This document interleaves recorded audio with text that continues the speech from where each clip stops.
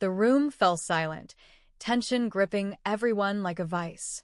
Suddenly, my mother-in-law's face twisted with rage, and without warning, she grabbed the cup of hot coffee from the table. In one swift motion, she hurled the scalding liquid across my son's chest.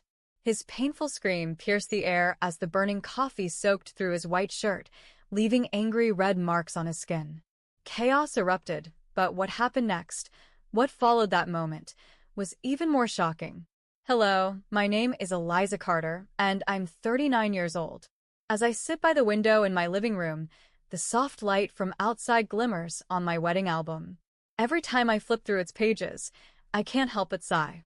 13 years ago, my life was filled with promises of love, stability, and mutual respect.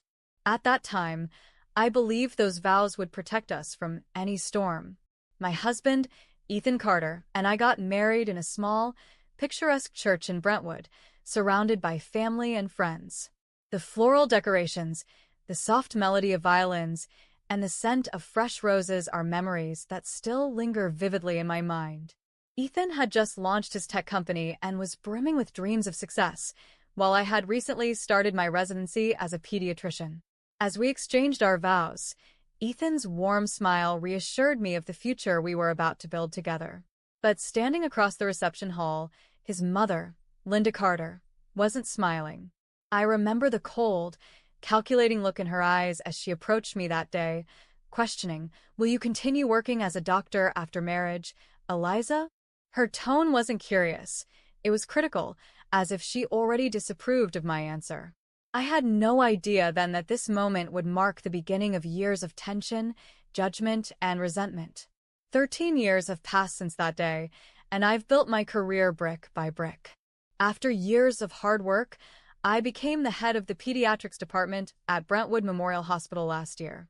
I love my job. The smiling faces of children I help during daily checkups have been my driving force. But Linda Carter's disapproval never faded. "You'll never understand what emotional damage a child suffers when their mother is constantly absent," she would say, her words dripping with judgment. As a retired school principal with decades of experience shaping young minds, she firmly believed that a mother's place was at home. Her daughter, Marissa, was her perfect example. Marissa, a stay-at-home mother, lived her life according to their mother's ideals. She didn't miss a chance to flaunt her superiority when it came to raising her 10-year-old son, Noah. "For me, raising Noah is everything," Marissa would say during family gatherings, her voice full of pride. "Being present every day is what makes the difference." She made sure to highlight the fact that I wasn't as present as she was in my own son's life. When my son, Ryan, was born, I hoped the dynamics would change. At the hospital, I watched Linda hold him for the first time, tears streaming down her face. For a fleeting moment, I thought this could be a fresh start, a chance to put aside our differences for the sake of family. But that hope quickly crumbled. Instead of becoming a bridge between us, Ryan became the focal point of Linda's criticism. Every weekend, she would come over to teach him piano, drawing, and basic Spanish. She adored Ryan, but she used every lesson as an excuse to undermine me. "Ryan's doing so well because of my guidance. Imagine what more he could achieve if you dedicated yourself to being home more," Linda would say. Her words stung every time, making it clear that she didn't see my contributions as a mother, only my absence. Marissa often joined in, her jealousy growing over time. Noah wasn't performing as well as Ryan academically, and Linda wasn't shy about pointing it out. "Noah needs to work harder," she would say, often in front of Marissa. If I were his mother, I would push him more. Marissa's resentment toward me became impossible to ignore. She didn't just resent my success, she resented Ryan's achievements. And though Ethan noticed the tension, he rarely did anything to ease it. Whether out of loyalty to his mother or a fear of confrontation, he remained a passive bystander, occasionally offering me a look of sympathy, but never stepping in. As time went on, the family dynamics worsened. Linda showered Ryan with praise, using his achievements to further criticize my role as a working mother. Every high test score, every award Ryan brought home, became ammunition for Linda. But for Marissa, it was salt in an open wound. Noah was struggling in school, and no matter how much Marissa tried to help him, he couldn't keep up with Ryan. Linda's comments didn't help either. "Is this really the best Noah can do, Marissa?" Linda would say, shaking her head in disappointment. "You're home all day. You should be able to help him improve." Marissa's frustration boiled beneath the surface. At every family gathering, I could see her biting her lip, her hands fidgeting whenever Ryan's name was mentioned. It was as if every praise for my son was a personal attack on her parenting. Then came Linda's 65th birthday. The family gathered at her home in an upscale Brentwood neighborhood. The smell of catered food filled the air, and guests mingled in the spacious living room, sipping drinks and chatting over lobster rolls and pastries. Ethan and I arrived with Ryan, who carried a gift, a carefully handmade card with an oil painting of Linda's favorite church, surrounded by blooming flowers. He had spent weeks working on it. "Happy birthday, Grandma," Ryan said, holding out the card with both hands, his face beaming with pride. Linda's eyes softened as she took the gift. "Oh, Ryan, this is beautiful," she said, gently stroking his hair. "You're so talented." She opened the card, revealing a heartfelt message he had written in perfect cursive. "I love it." "Thank you, dear." Ryan's face lit up, but I noticed Marissa's reaction. Her smile faltered, and her eyes flicked toward Noah, who was sitting silently by her side. As the evening progressed, Linda requested that Ryan play the piano for the guests. He performed a piece effortlessly, his fingers gliding over the keys, and the room erupted in applause. Linda clapped the loudest, her pride obvious. But Marissa sat rigidly, her fingers digging into the armrest of her chair. When Ryan finished and returned to my side, I saw her glare at him before quickly masking her expression. The jealousy in her eyes was undeniable. Then, without warning, Linda's voice cut through the chatter. "Oh no, my ring." She stood abruptly, her hand grasping her bare finger. "I can't find the ring I inherited from my mother." The room fell silent. Linda looked around, panic settling in her features. "It was here earlier. It's my mother's ring, a family heirloom. It can't be lost." Ethan rushed to her side. "Are you sure you were wearing it the whole time?" "Yes. I remember having it during dinner," Linda replied, her voice shaking. "Everyone, please help me find it. It must be somewhere in the living room." The guests began searching the room, under the sofas, around tables, and behind curtains. But the ring was nowhere to be found. Linda's anxiety grew with every passing minute, her face flushed and her breathing shallow. Then Marissa whispered something into her mother's ear. Linda's expression changed instantly. Her gaze darkened, and she slowly turned toward Ryan. Linda's eyes locked on Ryan, cold and calculating. Her voice, once gentle, turned sharp and unforgiving. "Ryan," she said, her tone heavy with suspicion, "did you take my ring?" Ryan's smile vanished, replaced by a look of shock and confusion. "No, Grandma. I didn't take it," he cried, his small voice trembling. But Linda wasn't convinced. "Don't lie to me," she said, her voice rising. "You're the only one who's been near the table where I last had it." Before I could speak, Marissa stood up, crossing her arms as she glared at Ryan. "Mom's right. You've been showing off all evening, trying to be the center of attention. Maybe you thought taking something valuable would make you feel even more important," she said, her words venomous. "No, I didn't take it." Ryan's face turned pale, his lips quivering as tears welled up in his eyes. I stepped forward, placing my hands protectively on his shoulders. "This is ridiculous," I said, my voice shaking with anger. "Ryan would never do such a thing." Linda ignored me. Her anger intensified, and her eyes darted to a paper cup sitting on the table. Before I could react, she grabbed the cup of hot coffee and flung it at Ryan's chest. Ryan screamed as the scalding liquid soaked through his shirt and burned his skin. The room erupted into chaos. His white shirt turned brown, and angry red blotches spread across his chest as he sobbed uncontrollably. "You little thief," Marissa shouted, stepping closer. "I knew you weren't as perfect as everyone thinks." Tears streamed down Ryan's face as he clung to me. "I didn't do it, Mom. Please believe me." His body trembled, and I could feel his small hands gripping my arms like a lifeline. I knelt down, cradling him in my arms. "I believe you, Ryan," I whispered, trying to comfort him. "I know you didn't do this." Adam finally spoke, his voice filled with desperation.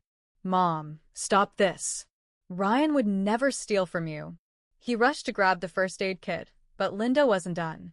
"This is what happens when a mother prioritizes her job over her family," Linda spat, glaring at me. "Working mothers like you fail to raise honest children." Her words pierced through me like a dagger. I had endured her criticism for years, but this was different. My son was in pain, and no amount of her harsh words could be justified anymore. I stood up, anger boiling inside me. "I won't let you do this to him," I said firmly. "Ryan is innocent, and I will prove it." At that moment, the doorbell rang, and 2 police officers entered the room, their faces serious and authoritative. "Is there an Eliza Carter here?" one of them asked. "Yes, that's me," I said, holding Ryan close. "We received a report of an assault on a minor," the female officer said, her gaze scanning the scene. She noticed Ryan's tear-streaked face and the coffee stains on his shirt. "We'll need to take a statement from everyone involved." The female officer introduced herself as Detective Claire Bennett. Her sharp eyes quickly assessed the situation: the coffee-stained shirt, the burns on Ryan's chest, and his tear-streaked face. She motioned for her partner to begin gathering evidence. "Let me check the burns first," Detective Bennett said gently, kneeling beside Ryan. "Can I take a look, buddy?" she asked softly. Ryan hesitated, then nodded as I carefully pulled his shirt away from his chest. His skin was blotchy and red, with visible patches from the scalding coffee. "These burns are significant," the detective said, snapping photos for documentation. "At this temperature, it qualifies as assault." Her voice hardened as she stood up, facing Linda and Marissa. "I'll need to speak with everyone, but first, we're taking photographs and collecting evidence." Her partner carefully gathered the spilled coffee cup and examined the stains on the floor and Ryan's clothes. Linda's expression shifted from anger to discomfort as the gravity of the situation dawned on her. Then Detective Bennett turned her attention to Noah, who had been sitting quietly in the corner, avoiding eye contact. "Noah," she said, her tone firm but kind, "can we have a word?" Marissa immediately jumped in, defensive. "Why do you need to talk to my son? He didn't do anything." Detective Bennett raised an eyebrow. "Standard procedure. We need to get statements from everyone." "Noah, would you mind coming with me?" Noah fidgeted, glancing nervously at his mother before nodding slightly. He followed the detective into a quieter part of the room. As they began talking, Marissa shifted uncomfortably. Her fingers tapped nervously against her arms, and she kept darting glances in their direction. Suddenly, Noah's voice broke through the quiet murmurs. I didn't mean to cause trouble. Mom told me to hide Grandma's ring." The room fell silent. Linda's mouth fell open, and she stared at Marissa in disbelief. "What did he just say?" she whispered. Mom made me do it," Noah stammered, tears streaming down his face. "She said if I hid the ring, and we blamed Ryan, Grandma would stop favoring him." The weight of his words crushed the room. Marissa's face went pale, her lips trembling as she struggled to find an excuse. "Noah, stop talking," she hissed. Detective Bennett stood up and crossed her arms, her expression unreadable. "Marissa, I'm going to need to check your phone." "You can't," Marissa protested, stepping back defensively. The detective remained calm. "We have probable cause, and a warrant will follow if necessary. Hand over your phone." Marissa hesitated, but when her gaze met Linda's wide, horrified eyes, she knew there was no escape. Slowly, she handed over the phone. Detective Bennett scrolled through the messages, stopping when she found the incriminating evidence. She began reading them aloud. "This time, I'll make sure Ryan's reputation is destroyed. I deserve Mother's attention, not him. She'll finally see that Noah and I matter." Linda gasped audibly, her hands covering her mouth as Detective Bennett continued. "I'll slip the ring into Ryan's bag or under his seat, somewhere easy for them to find it. Then everyone will know he's a thief." Tears streamed down Linda's face as she whispered, "Marissa, How could you do this? Marissa finally broke down, sobbing. You've ignored Noah for years, she cried. You acted like Ryan was your only grandchild. I just wanted you to see us. I just wanted you to love Noah the way you love Ryan. Linda stepped back as if she had been slapped. Detective Bennett, meanwhile, remained focused on her job. Marissa Thompson, she said, pulling out a pair of handcuffs, you are under arrest for conspiracy, incitement of child abuse, and obstruction of justice. You have the right to remain silent. As the handcuffs clicked around Marissa's wrists, Noah wailed, clinging to his father. Mom, I'm sorry. I didn't want to do it. Marissa sobbed as the officers led her outside. Her final words echoed through the room. I just wanted my family back. Linda sat on the couch, tears streaming down her cheeks as she whispered, What have I done to my family? After the police left with Marissa in custody, the house felt eerily quiet. The once celebratory atmosphere had turned cold and heavy, as though the weight of everything that had happened was suffocating us. I sat on the sofa with Ryan in my arms, his head buried against my chest. His sobs had quieted, but his small body still trembled. Adam sat beside us, his face buried in his hands. Eliza, I'm so sorry, he whispered. I should have spoken up earlier. I should have stopped this before it got this bad. I looked at him, my heart heavy but not ready to assign all the blame to him. We can't change the past, Adam, I replied softly. But we can protect Ryan from here on out. Linda, who had been sitting silently, finally spoke. Eliza, she said, her voice cracking. She hesitated, as though the weight of her guilt was holding her back. I didn't see what was happening. I didn't realize my favoritism would push Marissa to this point. Her eyes, red and swollen, met mine. I was so focused on Ryan's achievements that I neglected my own daughter. I'm so sorry for what I've done to Marissa, to you, and to Ryan. Her apology was sincere, but my heart was still aching. I wasn't ready to forgive her completely, but I nodded. Ryan is the one you need to apologize to, I said gently, brushing a hand through my son's hair. Linda knelt beside us, her voice barely a whisper. Ryan, I'm so sorry. I love you, and I never should have doubted you. Ryan didn't respond at first, but then he lifted his head slightly and nodded. His trust in her would take time to rebuild, but for now, this was a start. The legal proceedings moved swiftly. Marissa pleaded guilty to conspiracy and child endangerment charges. Given the evidence, she was sentenced to inpatient psychiatric care, where she would undergo long-term treatment. During her psychological evaluations, doctors diagnosed her with an attachment disorder and deep-rooted feelings of inadequacy stemming from childhood. The court allowed supervised monthly visits between Marissa and Noah, but custody was awarded to her husband, who was determined to help Noah heal. Meanwhile, Linda began seeing a family therapist. She admitted that her unrealistic expectations for both her daughter and grandson had contributed to the toxic family dynamics. I'm ashamed of how I treated you, Eliza, she said during one of our family therapy sessions. I thought that being a working mother made you less of a parent. I was wrong. I appreciated her efforts, but it was Ethan who surprised me the most. He became more involved in our family, making sure that nothing like this would ever happen again. I've learned my lesson, he told me one night as we sat together in the living room. I won't be silent anymore. I'm going to be the husband and father you deserve. A year later, things had changed significantly. Marissa was still undergoing treatment, but reports of her progress were encouraging. Noah, who had been seeing a school counselor, was beginning to recover from the emotional trauma. Ryan's physical burns had healed, and although he was back to excelling at school, the emotional scars took longer. He still asked questions at night. Why did Grandma think I was bad? Why did Aunt Marissa do that to me?